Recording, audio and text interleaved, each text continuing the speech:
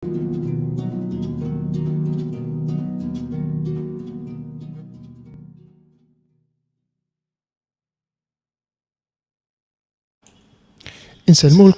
u natukom lejla tajba. Mill-Knisja tar-Rajiet Tajjeb f'Taċċawla Għawdex nilqgħukom għal-Lekzjo Divina għal dan ir-Rabaħat tar-Randan imqaddes. L-Isqof Anton Tewma se jremexxi din iċ-ċelebrazzjoni fil-Knisja tar-Rajiet Tajjeb ejjew insegwu l-kelma t'Alla, nisimgħu x-xandir tagħha kif ukoll l-ispjega li sejra tingħata mill-Isqof ta' Għawdex. Il-kant se jkun animat pas-soltu minn Dorien Portelli flimkien ma' membri tal-Kor Djoċesan taż-Żgħażagħ Għawdex.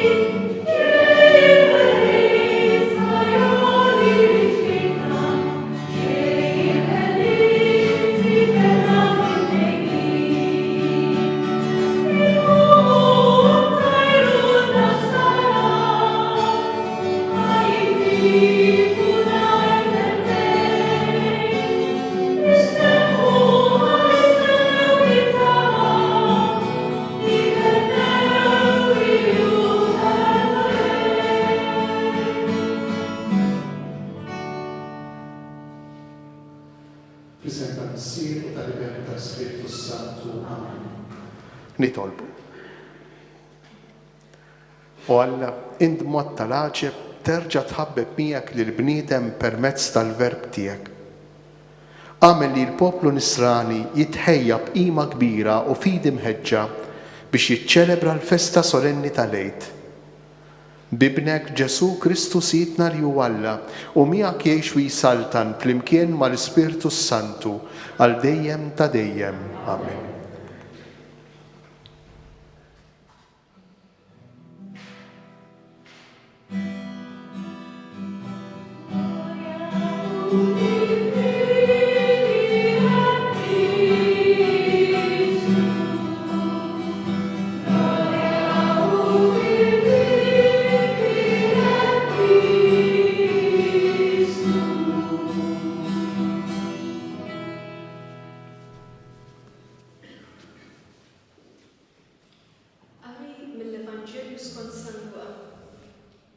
F'dak iż-żmien, il-Pubblikani u l-Midinbin kienu jersqu biħġarhom lejn Ġesu biex jisimgħuh.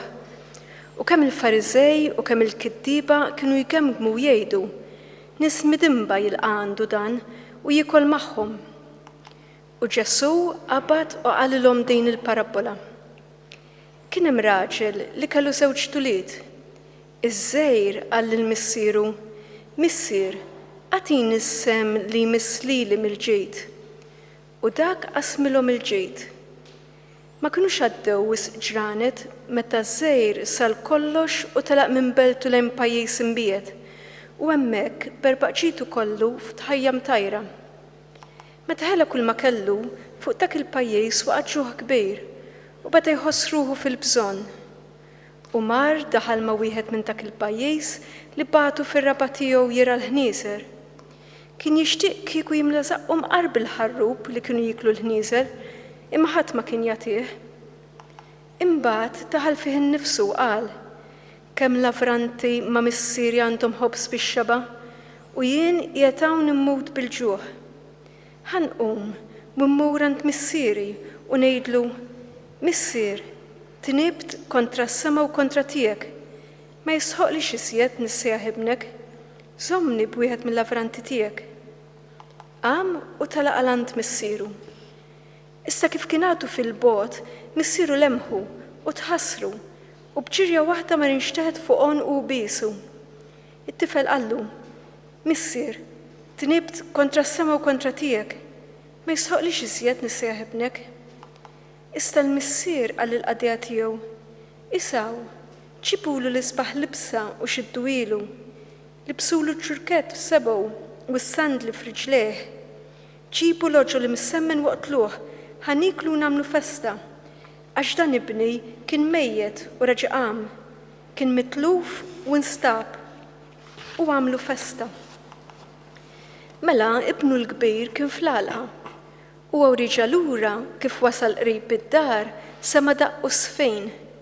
Sejjaħ wieħed mill-qaddejja u staqsih dak x'kien. Dak qallu: hawn ħuk u missierek għatillu l-oġġol li msemmen għax reġa' kisbu qawwi u sħiħ. U inkorla u ma rridx jidħol ġewwa. Iżda missieru ħareġ jitolbu jidħol. Iżda hu qal lill-missieru: Ara, ilni dawn is-snin kollha naqdik, kelmtek ma ksirtilek qatt u kieku qatt tajtni gidi lili biex nagħmel ikla u nifraħ ma' ħbibi. Imbagħad jiġi dan ibnek li balalek ġitek ma' nisa żinja u lilu toqtollu l-oġġol li msemmen. Qallu missieru: Ibni, inti dejjem miegħi u kull ma hu tiegħi huwa tiegħek.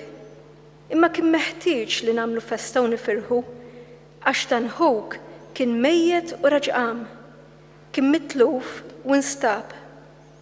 Il-kelma tal-mulej. Tifħir lilek Kristu. Jogħġobkom noqdu bil-qiegħda.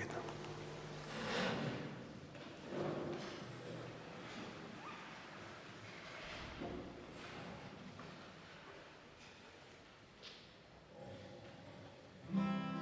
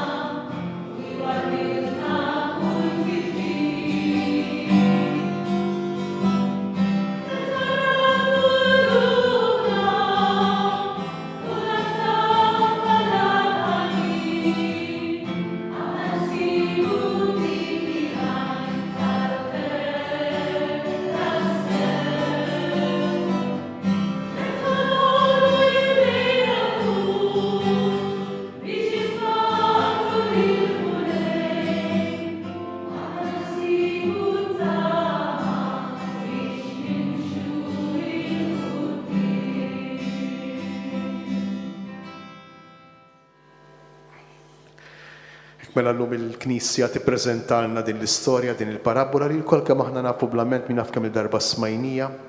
Imma billi parabola aktar milli storja li għandna nkunu nafu x'jiġri ħaġa waħda wara l-oħra, hija storja għax hi parabola illi taqra xemm ġewwa l-qalb tagħna.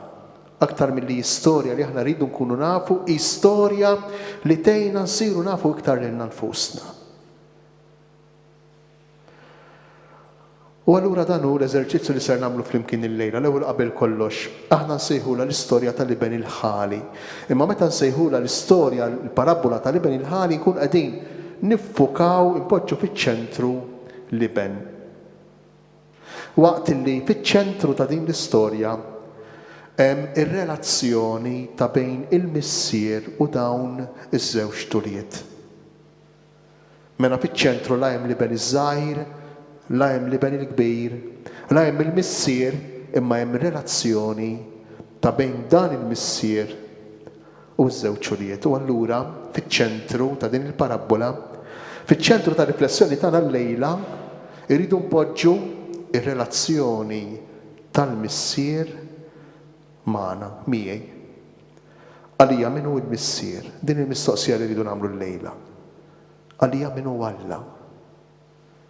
Ekku Alla nħallu din il-parabola taqralna fid-dettall il-mod ta' kif inħossu, il-mod ta' kif naħsbu, taqralna fid-dettall il-qalb tagħna. Għax inħoss li tista' tgħinna ħafna fil-mixja tagħna lejn Ġesu, fil-mixja tagħna wara Ġesu u miexi lejn l-għolja tal-Kalvarju lejn Ġerusalemm f'dan iż-żmien għażiż tar-randan li qegħdin fih. Qegħdin fil-kapitlu 15 tal-Vanġelu ta' San Luqa. U ħafna studjużi jgħidulna li kieku kollu jintilef il-Vanġelu kollu imma jibqa' dan il-kapitlu, il-kapitlu 15, illi fih jirrakkonta Ġesu il-paraboli tal-ħnina, 3 paraboli tal-ħnina, ikun biżżejjed biex nifhmu biex narfu kif għandha tkun ir-relazzjoni ta' Alla magħna u kif għandha tkun ir-relazzjoni ta' Alla, ir-relazzjoni tagħna miegħu. Għaliex dan, jekk tiftakru l-ewwel parabola tal-kapitlu 15 hija dik tan-naġa l-mitlufa. U tirrakkuntalna x'jiġri meta in-naġa meta l-ħarufa titbiet toħroġ il-barra mill-merħla. Interessanti għax fl-ewwel parabola għandna li xi ħadd jintilef meta joħroġ il-barra, meta ma jibqax fil-merħla. Imma fit-tieni parabola, il-parabola tad-drakma l-mitlufa, tal-munita l-mitlufa, jekk tiftakru dik il-mara li tfittex imbagħad il-munita li ntilfitilha, il-munita tintilef ġewwa, tintilef fid-dar mhux barra. U dawn iż-żewġ paraboli ċkejknejn huma introduzzjoni għal parabola l-kbira li l-Vanġelu jpoġġilna riflessjoni tagħna llum. Għaliex għax hemmhekk għandna lil xi ħadd li jintilef meta joħroġ il-barra, imma għandna wkoll il xi ħadd li hu mitluf għalkemm jinsab ġewwa. L-iben iż-żgħir mitluf barra, jintilef barra, imma l-iben il-kbir jibqa' ġewwa imma xorta waħda jgħix ta' mitluf. Kif ifissrilna Ġesu. Ġesu din il-parabola jirrakkonta b'mod partikolari għal min, għal dawk li jistgħu jidentifikaw ruħhom mal-iben il-kbir, mhux mal-iben iż-żgħir, għal dawk li jħossuhom ġusti, għal dawk li jinsabu ġewwa, għal dawk li għalkemm jinsabu ġewwa u minn għalihom huma parti integrali mill-poplu ta' Alla, imma xorta waħda huma mitlufa. U allura jekk aħna qegħdin hawn għax aħna nħossuna parti min-naħa ta' ġewwa, parti mill-poplu ta' Alla, nħossuna ġewwa jista' jkun li din il-parabola tkellimna b'mod iktar dirett fit-tieni parti tagħha u mhux fl-ewwel parti tagħha.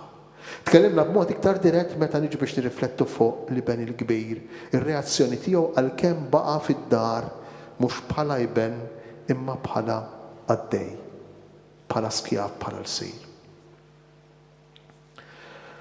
Mela din il-parabola Ġesu jirrakkunta għal dawk li qegħdin igorru, qegħdin igemmgmu għax-xu kien jagħmilha mal-pubblikani u l-midinbin.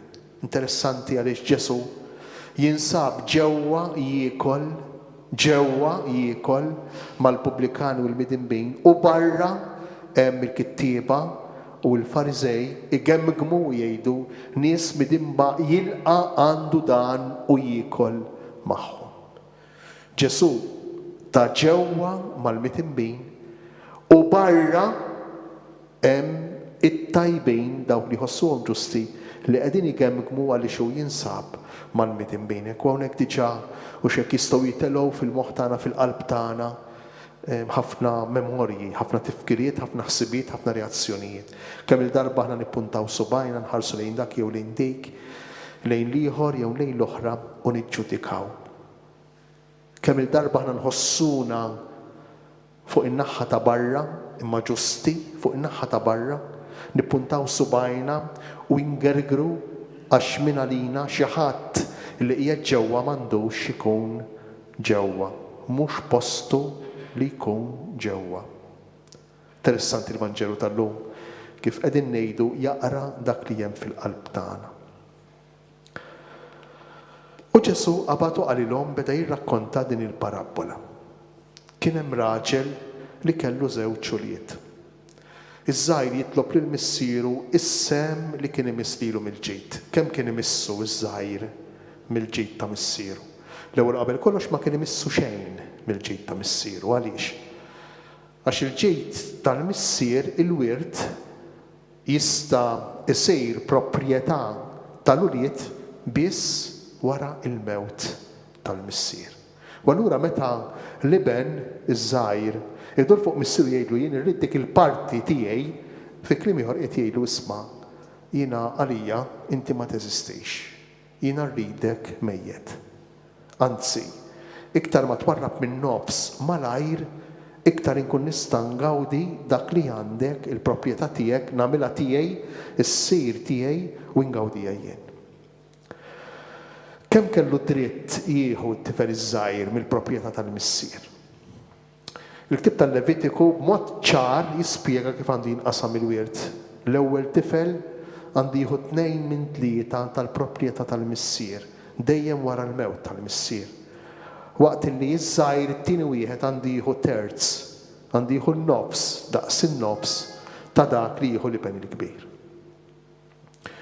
Interessanti għax il-missier ma jagħtix biss il-parti lill-iben iż-żgħir illi jitlob is-sem tiegħu, imma jagħti il-ġid tiegħu kollu kemm liż-żgħir u kemm il-kbir. U din hija s-sitwazzjoni tagħna. Is-sitwazzjoni tagħna quddiem il-missier, dak kollu li aħna, dak kollu li għandna huwa don huwa qotja tiegħu. Il-missier ma jżomm xejn għalih. Hija realtà li aktar ma nidħlu fil-fond fija, aktar nimtlew b'sentimenti ta' ratti l-ħajr lejn Alla. Jekk għandna ftit saħħa, jekk għandna dar fejn noqogħdu, jekk għandna persuni li nafuhom li nħobbuhom u li jħobbuna, jekk għandna ftit intelligenza, jekk għandna ftit sentimenti, jekk għandna ftit ħajja soċjali, ftit ħbieb, kull ma aħna u kull ma għandna, u kollu kemm hu rigal tal-missier. Parti minn dak li l-missier jagħtilna. U jagħtihulna l-kemm aħna bħal dawk iż-żewġ ċuliet, forsi iktar bħal żgħir, imma l-kbejr lanqas baqa' lura, lanqas qat lura. Għalkemm aħna dak li għandna jew dak li ngawdu inqisuh proprjetà tagħna bid-dritt. U ninsew illi kontinwament huwa għotja rigal tal-missier, però l-verità hi li aħna maħniex proprjetarji. Dan Ġesu jirrakkuntawlna drabi oħra fil-Vanġelu. Parabola pereżempju tal-għalqa ta' twili. Il-parabola tal-ħaddiema pereżempju, tal-ħaddiema tal-għalqa ta' twili. Li għalkemm ma jaħdmux l-istess tol, l-istess ħin, l-istess sigħat, imma s-sejt ifettillu jħallasom kollha l-istess għaliex għax hu l-proprjetarju. Hu l-proprjetarju. Aħna sempliċement destinatari tal-ġejt, tas-sejt, tal-proprjetarju. Hekk ma din hija realtà li ninsewa spiss. U x'jiġri jgħaddi ftit ta' żmien iż-żgħir isol kollox jitlaq minn beltu lejn pajjiż imbiet jgħidilna l-Vanġelu. Il-kelma pajjiż imbiet trid turina li telaq mill-art, tbiet mill-art magħżula minn Alla l-poplu tiegħu, mill-art imwiegħda. Jiġifieri telaq fl-art tal-pagani. Jiġifieri tbiet mhux biss mid-dar ta' dawk il-persuni li kien jgħix magħhom li kien jafhom ma dbiet fuq kollox mill-missier. Dbiet minn Alla jew aħjar qiegħed jafferma illi lil Alla m'għandux bżonnu fil-ħajja tiegħu li l-missier ma jridx kollu x'jaqsam miegħu iktar f'ħajtu. U x'jagħmel hemmhekk? Jitbiet mill-pajjiż u hemmhekk iberbaq ġidu kollu f'ħajja mtajra. U interessanti din id-dinamika li tajb li nirriflettu ħafna fuqha b'mod speċjali fi żmienna fejn li takkwista li tigwadanja li tieħu li jkollok li taqla l-flus hi daqshekk importanti. Imma hi dinamika simili ħafna għal dak li jiġrilu li ben iż-żgħir fl-aħħar ta' dan il-paragrafu. Itajjar kollox, iberbaq ġidu kollu f'ħajja imtajra. Meta aħna nassolutizzaw il-gwadan, nassolutizzaw il-flus, meta lina l-flus isiru kollox, meta insiru skjavi il-sira tal-flus, l-ewwel nistinkaw, naħdmu u nidealizzaw dak li naħdmu għalih u nħossu illi dak li qlajna, dak li akkwistajna jagħmilna iktar importanti, jagħmilna iktar kbar, jerfana, nitlu kważi f'delirju ta' onnipotenza, inħossuna fil-quċċata tad-dinja. Billi l-flows jagħmluna l-sira u skjabi jiġi mument fil-ħajja, ma nafux meta, ma nafux kif imma jrid jasal, jiġi mument fil-ħajja fejn inħossuna bħal dan iż-żagħżugħ propju skjavi il-sira imneżżejn arwenin minn dak li aħna nkunu ħdimna u stinkajna lih. Hija esperjenza li tiġri fil-ħajja ta' min jassolutizza il-ġid. Il-ġid l-ewwel itellana l-fuq, jerfana l-fuq, meta nidealizzawh, meta nagħmlu ħalla tagħna, imbagħad jagħmilna il-siera tiegħu.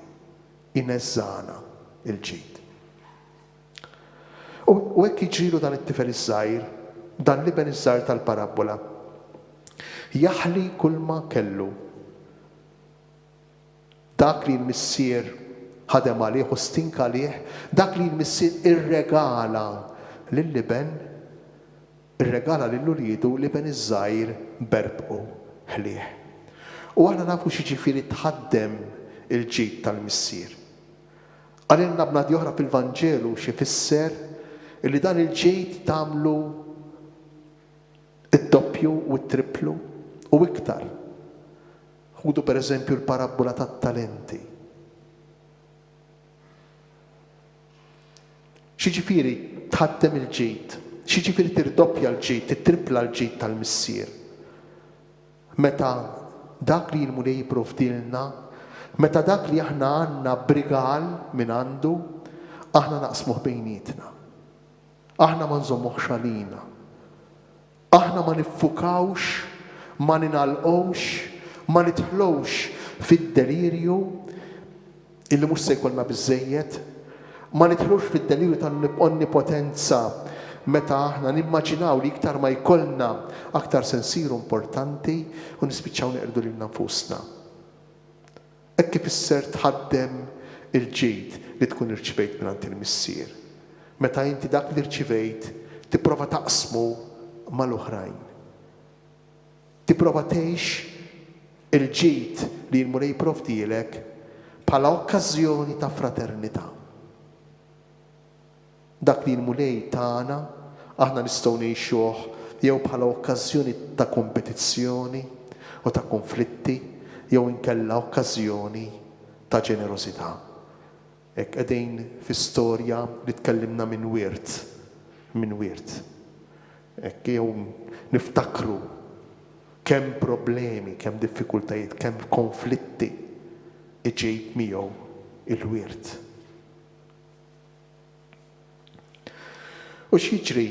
Jiġri li meta nidħlu f'din id-dinamika ta' l-importanti li nkun sewwa jien, li nakkwista li gwadanja kif jagħmel it-tifel iż-żgħir, imbagħad li jberbaq għax irid ikun sewwu u l-ewwel qabel kollox x'jiġri. Dan kollu jitfana verament fil-veru sens tal-kelma fil-ħama. Dan kollu verament ineżżana minn kull tip ta' dinjità. U jispiċċa saħansitra dan iż-żagħżugħ fejn l-ebda ludi ma joħlom li qatt jista' jispiċċa. Qalb il-qżieqes. Qalb il-qżieqes. Għaliex għax il-ħanżir kien meqjus bħala annimali impur mill-lut tant li ma jikluħx, tant li ma jistgħux joffruh b'sakrifiċċju fit-Tempju ta' Ġerusalemm.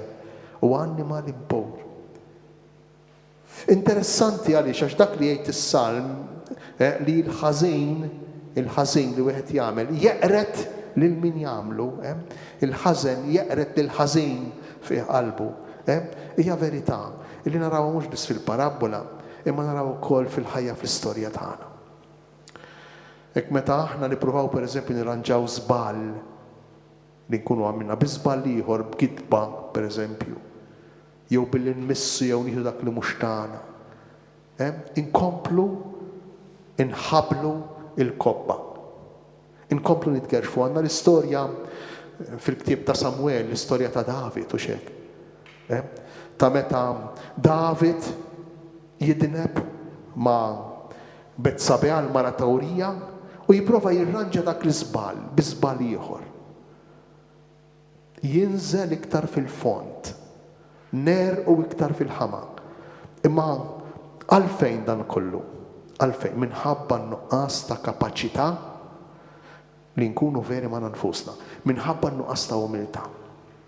Għax kieku jien nieqaf u ngħid iwa, affiċta, iwa żbaljajt. Malli jien ninduna, malli jien naraf, malli jien naċċetta l-iżbal tiegħi, id-difetti, id-djufija tiegħi, dak il-ħin nieqaf mill-katina tal-ħażen li tkompli tniżżilni fil-ħama. Imma dan iż-żagħżugħ kellu bżonn proprj jinżel hemm isfel net biex jinduna f'liema stat ikun il-bniedem meta jitbiet mid-dar tal-missier. U x'jagħmel? Hemmhekk jidħol fih innifsu, jgħidilna l-Vanġelu. Imma jidħol fih innifsu mhux għax sobbieħ, mhux għax iddispjaċih għal dak li jagħmel il-missieru. Mhux għax beda jaħseb u jgħid kos missieri kemm għamil miegħi u jien kemm kont ingrat miegħu. Kos missieri kemm ħadem u stinka lija u tani kollox mingħajr l-ebda problema u jien berbaqt le, dan kollu ma ġieħx f'rasu. Biex ngħidu hekk ma kienitx indiema perfetta dik li ġiet f'moħħu, ma kienet biex ngħidu hekk indiema ħafna imperfetta. Għaliex? Għaliex beda jaħseb biex jerġa' lura lejn daru? Għaliex? Għax kien qiegħed fi stat ħażin. Telaq mid-dar biex isib lilu nnifsu, telaq mid-dar għax kien egoista, telaq mid-dar għax minn għalih kien se jkun aħjar il-barra mid-dar, se jerġa' lura d-dar biex ikompli jfittex lilu nnifsu. Se jerġa' lura d-dar biex ikompli gawdi minn dak li kien baqalu missieru u li hu kien berbaq u tilef fid-baħrit. U din is-sitwazzjoni tagħna. Ħafna drabi aħna nerġgħu naħsbu biex induru lejn Alla tassew, mhux b'xi għad kbir ta' mħabba lejn Alla. Imma sempliċiment batt ieħor ta' egoizmu. Imma interessanti r-reazzjoni tal-missier. Interessanti r-reazzjoni, naraw iktar l-qudiem. Imma dan li ben, naħseb li tajjeb li nifhmuha sew, dan li ben jerġa' lura fid-dar ta' missieru, mhux għax iddispjaċih illi ħalla din le, imma sempliċiment għax l-istonku tiegħu beda jgerger, sempliċiment għax kien bil-ġuħ, sempliċiment għax kien fi stat ħażin. Kien fi stat ħażin. U hawnhekk għandna l-ewwel kelma li nsibu minn tlieta, il-kelma mewt, jinqiegħed hawn immut bil-ġuħ. F'dan il-Vanġelu nsibuha 3 darbiet il-kelma mewt. Aktar il qudiem jgħidha l-missier, dan ibni kien mejjed u reġa' qam, dan ħu kien mejjed u reġa' qam, jgħid il-missier li ben il-kbir. 3 darbiet il-kelma mewt. Il-mewt meta l-bniedem jgħix fil-mewt. Meta l-bniedem ma jkunx ħaj, meta jkun imbiet mid-dar tal-missier. U jmut f'ġismu, ibagħat il-ġisem, ibagħat il-moħħ, ibagħat il-qalb, ibagħtu relazzjonijiet. Ibati r-rwol tal-bniedem fis-soċjetà. Il-bniedem imut. Propju mbiet mid-dar tal-missier. U allura propju imqanqal minn dan il-ġuħ, imqanqal minn dan il-bżonn tiegħu egoistiku personali, dan li ben iż-żgħir jiddeċiedi li jmur għand missieru. U mhux biss jiddeċiedi li jmur imma wkoll jipprepara il-biljett biex jidħol. It-ticket biex ikun jista' jidħol. U x'kien dan il-biljett? Din l-iskuża.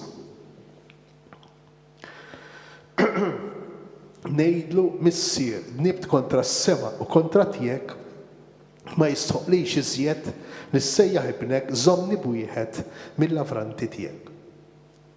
Interessanti l-iskuża li jsib liben għaliex għax u illi kien iben fil-fatt imma qatt ma ħassu iben jerġa' lura lejn id-dar jew jixtieq jerġa' lura lejn id-dar tal-missier mhux bħala iben imma bħala wieħed mill-lavranti, bħala għaddej, bħalma kien fl-aħħar mill-aħħar ħuħ anki jekk ma kienx jaf. U x'jiġri? Jiġri imma li hu jqum jitlaq għand missieru imma kif kien għadu fil-bogħod il-Vanġeli jirrakkuntalna l-missier jilmħu u jitħassru. U bġilja waħda imur jinxteħed fuq onqu u biesu. Hawnhekk għandna xena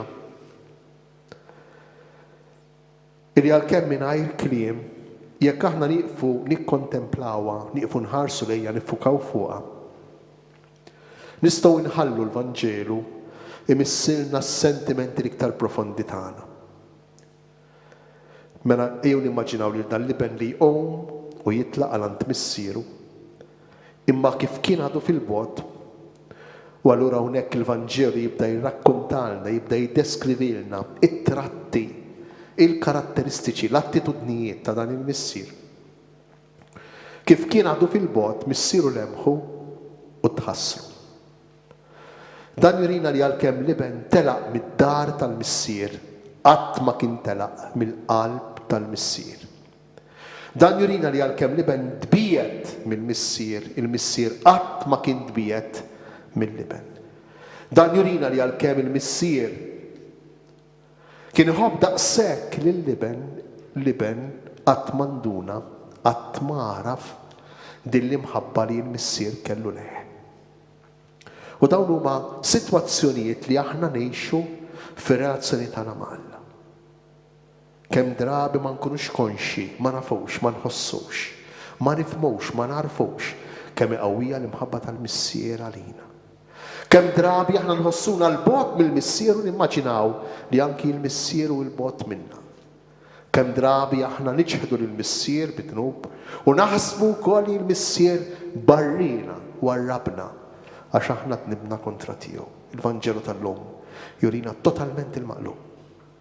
Dan il-missier li għalkemm liben fiżikament jitbiet minnu, imma aktar ma liben jitbiet fiżikament, aktar niżżel l-eruq tiegħu fl-interjorità, fil-qalb, fil-profondità tal-persuna tal-missier. Tant illi meta l-missier ikun għadu meta liben ikun għadu fil-bogħod, il-missier jilmħu jitħassru. Hawnhekk għandna kelma importanti ħafna, l-kelma titħassar. Hija kelma qawwija bil-Grieg, traduzzjoni ta' kelma iktar qawwija bil-Ludi, il-kelma raħamim. Jitqanqal ta' ġofejk kollu kemm hu, jitqanqal il-ġewwini tiegħek, jitqanqal il-ġuf tiegħek għal persuna li inti tħobb. Fi kliem ieħor il-kelma raħamim, il-kelma raħam tfisser ġuf. Il-kelma raħamim min xajr illi il-persuna li trid tħobb, li titħassar, trid tagħmilha ta' ġuf għal persuna l-oħra. U x'jagħmel il-ġuf? Il-ġuf jagħmel kollox għat-tarbija, huwa protezzjoni, huwa ħajja il-ġuf għat-tarbija, huwa difiża, huwa isħan għat-tarbija, jżomm it-temperatura tat-tarbija. Jipproteġi lit-tarbija, jiddefendi lit-tarbija. U fl-istess waqt turi li l-missier jitqanqal fil-profondità tiegħu, jitqanqal fil-vixxeri tiegħu, jitqanqal fl-interjorità, fiċ-ċentru tal-persuna tiegħu, bl-imħabba għall-bniedem, bl-imħabba l-ibnu żgħir. Però ejjew ma ninsewx li dan ibnu żgħir la kien għadu qallu li qed jiddispjaċi għal xi ħaġa, la kien għadu stqar x'għamel bil-flus tiegħu, la kien għadu ma qallu l-ebda kelma jew b'xi mod wera illi jixtieq jerġa' lura fid-dar jew b'xi mod qiegħed jiddispjaċih. Interessanti għax aħna ħafna drabi norbtu sfortunatament il-maħfra ta' Alla ma kif inġibu ruħna aħna jekk għandix indima perfetta, jekk qarrejniex kollox mill-bidu sal-aħħar tikka b'tikka, jekk dan kollu l-missier ma jagħmlux. Dan kollu l-missier fil-Vanġelu ma jagħmlux. Għaliex? Għax l-imħabba tal-missier mhix marbuta mal-indima tal-iben.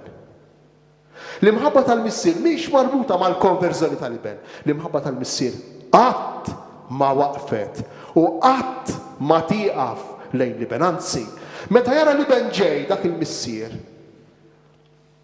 iktar jitqanqal, l-imħabba tiegħu issir iktar kbira, issir iktar profonda għal dak l-iben. Anki jekk l-iben ġej bi skop ta' egoizmu. Ma ninsewix li l-iben ġej bi skop ta' egoizmu fid-dar. U bġirja waħda jidinna l-Vanġelu, bġirja waħda, mar jixteħed fuqon, u ma ninsewx illi għall-lot li wieħed jiġri jfisser li miskin infixel, li m'għandux self-control, għall-lot fil-mentalità orjentali, li wieħed anzjan imur jiġri miskin dan maħniex, moħħu mhux sewwa. Ma ninsew dal-isfumaturi kompli juruna. Din il-qalb tal-missier xtejb ta' qalbi. Din l-imħabba tal-missier xtejb ta' mħabba hi. U li ben ġej imċerċer, m'għandux jiekol. U l-missier jitlaq jiġri din l-Vanġelu. Jitlaq jilmħu, jitħassru. Bġirja waħda jmur jixteħed fuqhom u jibbusu. Insibuha darbtejn oħra fil-Vanġelu, il-kelma titħassar, insibuha fil-parabola tas-Samaritan it-tajjeb, raħu tħassru. Jgħidilna Ġesu juża l-istess verb. U nsibuha wkoll fl-istorja tal-qawmin tal-iben tal-armla ta' Naim. Meta jara l dik il-mara u tħassara jgħidilna l-Vanġelu. X'ifisser dan? Ifisser li din l-imħabba titħassar ifisser l-imħabba li tagħti l-ħajja. L-imħabba li tagħti l-ħajja lill-iben tal-armla ta' Naim. L-imħabba li tagħti l-ħajja lil dak li waqaf idejn il-ħallelejn. L-imħabba li tagħti l-ħajja lil dan l-iben li ġej imċerċer. Imċerċer u m'għandu ebda skop li jibni xi relazzjoni partikolari ma' missieru, anzi qallu biżżejjed li noqgħod jien bħala qaddej, biżżejjed m'hemmx għalfejn inkun iben bħala qaddej, biżżejjed, mhix problema. Il-missier jixteħed fuq onqu u jbusu. Lil min qiegħed ibus il-missier? Lil dak li huwa imniġġes, dan għadu ġej minn xogħol li kien meqjus bħala disgrazzjat, bħala mniġġes mir-reliġjon Ġudajka. Il-missier jintefa' fuq dan il-bniedem li kien jira l-qżies. Il-missier ma jiddejjaqx, jitniġġes. Kif kien jagħmel Ġesu mal-Pubblikan u l-Midinbin. Meta Ġesu kien jiekol mal-Pubblikan u l-Midinbin, mhux bħallum ġifieri minn qatmar Ġerusalem, fi żmien ir-Ramadan, jara xeni tas-sew sbieħ, daw wara li għalqu l-ħwienet. Fis-swieq ta' Ġerusalem jinġabru 6 sidin tal-ħwienet, ġoħanut minnhom u jkollhom bħal turtiera kbira, bħal dix kbir, ħafna drabi ton tiduru miegħu u kulħadd jiekol bidejh mill-istess platt. Kulħadd jiekol għadhom sal-lomek. Jiġifieri li jiekol mal-Pubblikan u l-Midinbin ifisser qiegħed jiekol magħhom, jaqsam magħhom, qiegħed prattikament jgħix l-istess ħajja tagħhom. U Ġesu dan kollu ma jidejaqx jagħmlu biex jerfa' lill-bniedem, biex juri lill-bniedem kemm hu importanti għalih, biex juri li mħabba kbira li Alla għandu għal kull bniedem qabel mal-bniedem jindem, qabel mal-bniedem jiddispjaċih li żbalja.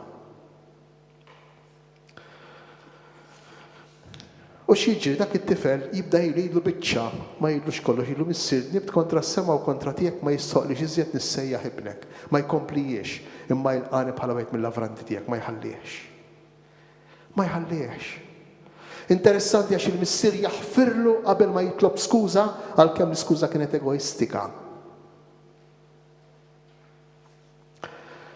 U x'jiġri hawnhekk? Hawnhekk tiġri xi ħaġa li forsi fil-parabola mhix daqshekk ċara, però importanti li aħna nifhmuha tajjeb.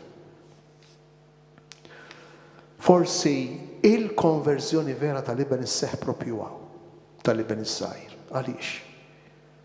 Għax f'dak il-mument meta hu imur bi skuża, imwerwer jekk il-missier jilqgħux jew le lura f'daru. Tal-inqas kien stenna li jgħidlu x'għamil bihom il-flus. Jaw ma baqalikx. Għalhekk erġa' ġejt biex tieħu li baqa'. Okej, naċċettak bħala jben imma biex naċċettak lura d-dar tittamel hekk u hekk.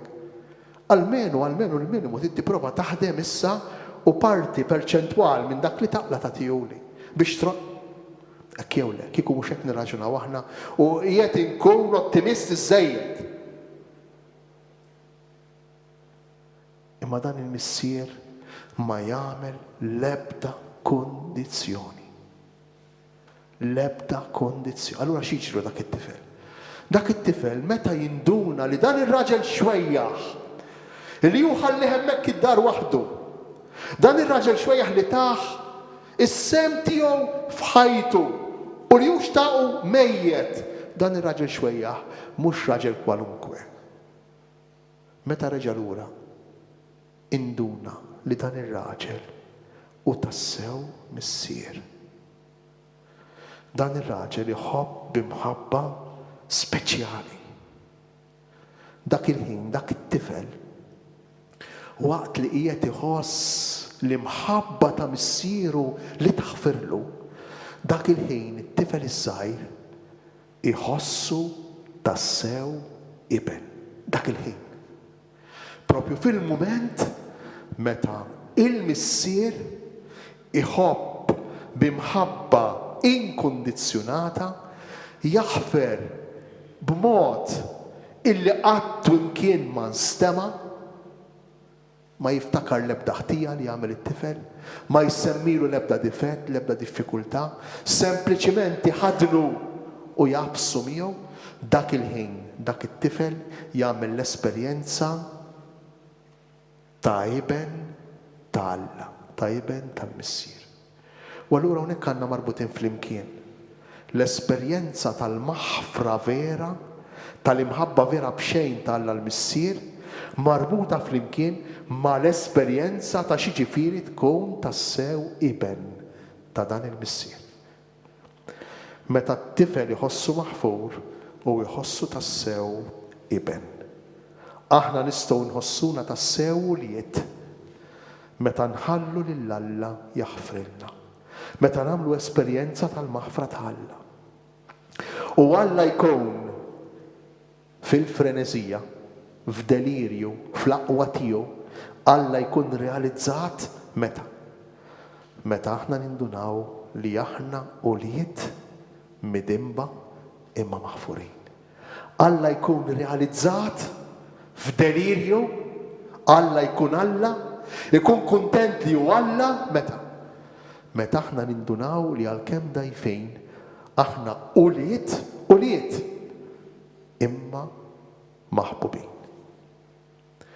Tiftakru parabola tal-naġa mitlufa meta isiba jerfħa fuq spalle festa kbira ssir fis-smawiet jgħidilna l-Vanġelu ta' San Mattew. Festa kbira fis-smawiet.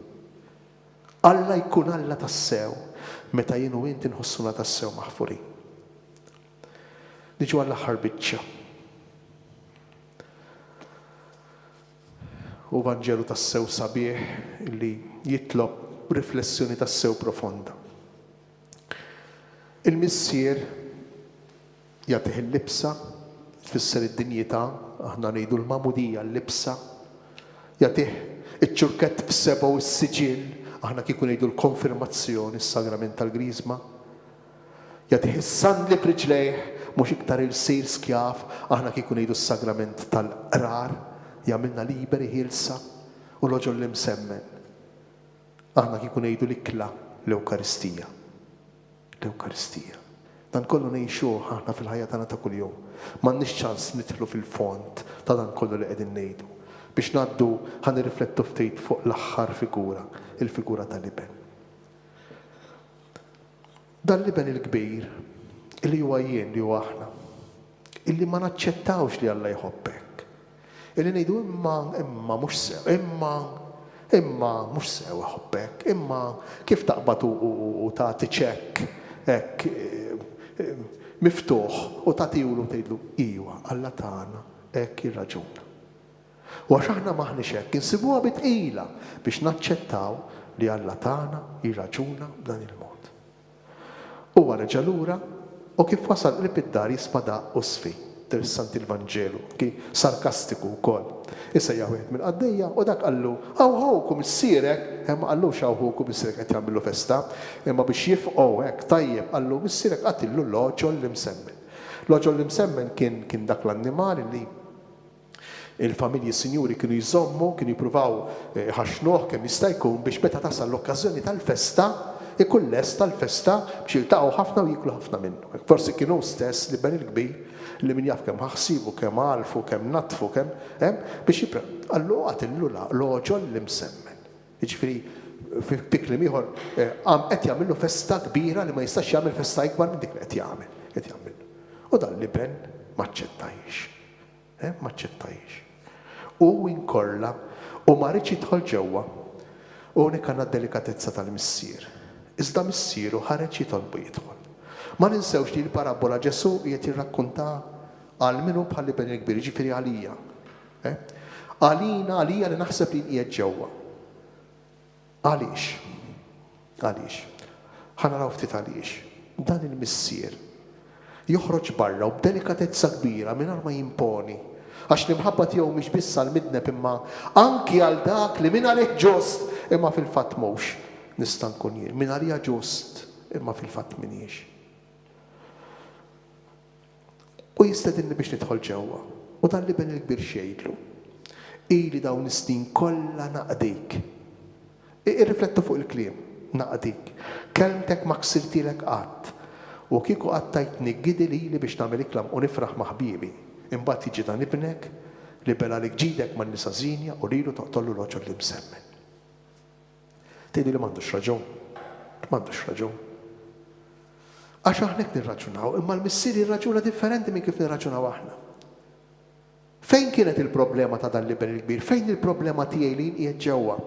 Dan mitluf ġewwa. Sfortunatament dan qiegħed ġewwa baqa' fid-dar imma jgħix ta' għaddej u mhux tajbel. Tiftakru fil-bidu tal-parabola kif bdejna? Il-missier jagħti il-ġejt kollu tiegħu lill-ulied. Lil wieħed taħt terz, lil ieħor taħt żewġ terzi. Lil dan il-kbir taħt żewġ terzi. Imbagħad jgħidu lill-missier u lila qatt ma tajtni gidi biex nagħmel ikla ma' ħbibi. Xi ġifieri? Xi fisser? Ifisser li dak it-tifel qiegħed jew fil-ġejt u ma jafx illi jew senjur. Dak it-tifel huwa iben tal-missier imma qiegħed fid-dar u mhux jgħix bħala iben imma qiegħed jgħix bħala qaddej. Dak it-tifel ma rafx li mħabba b'xejn li l-missier għandu għalih tant li taħġidu f'ħajtu u qiegħed jgħix ta' qaddej. Qiegħed jgħix bħalli kieku l-imħabba tal-missier irid jiggwadanja, irid jakkwista, irid jaħdem għalija bħal qaddej. Mhix ħlas li l-missier jagħtih tal-impenn u tal-istink tiegħu kontinu, tal-qadi tiegħu kontinu.